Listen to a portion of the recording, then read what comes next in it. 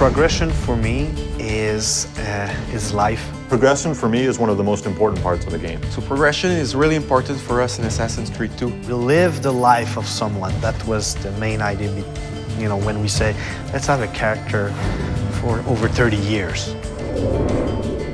We really want the player to feel the same emotion that the character has throughout his quest to avenge his family. Father! Grab the boy! I'll kill you for what you've done! Our game begins in 1476 and it ends in 1503. So it's a considerable span of years for a video game. It's the height of the Italian Renaissance. This is when the most beautiful paintings, the greatest sculptures, the most wonderful architecture are all being built and created. And at the same time, it's a period of political intrigue and drama and violence as well. What do you want, Vieri? So many things. A prettier bride. Oh, and yes, your life. There was a lot of really sparks of energy and interesting ideas that happened during that period. We also want our character to go through a change.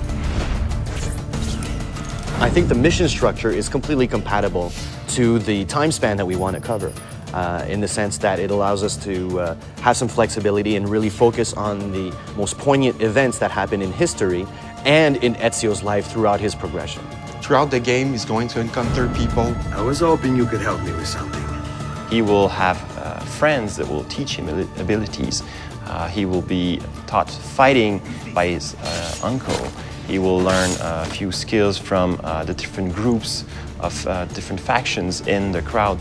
I'm going to teach you how to survive. He'll also learn by himself a few tricks.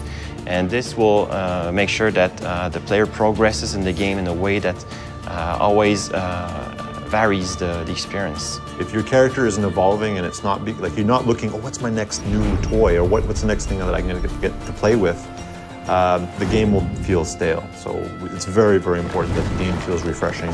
You know, every new mission that you play, there's something to look forward to at the end of it. The more and more the game progresses, the more and more anger he has, and the more he has to let out that anger. So the moves just keep coming and coming and coming on what he can do with the different weapons that he has. You start with just basic sword attacks and the ability to defend yourself. And then we introduce disarming and counter kills, and then from there it all opens up. Player will be requested to actually buy some of his gear. For example, we have the armors, which will give him more health points, hit points in general. He starts with various sets of armor, the first one being just leather armor, and then it moves throughout more metal armor, provides him more protection. In AC1, we sort of gave the player, without any choice, this is what you're going to learn next. Whereas in AC2, the player has much more choice. Since such a large part of Ezio's story is him, you know, answering the question, who am I and what am I doing here and what's my purpose?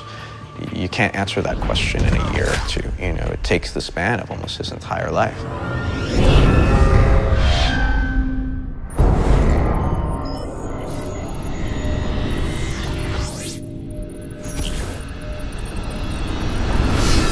Somewhere on a rooftop, there's a hero in a hood. Fear him not, lest you who have sinned, for his cause is good.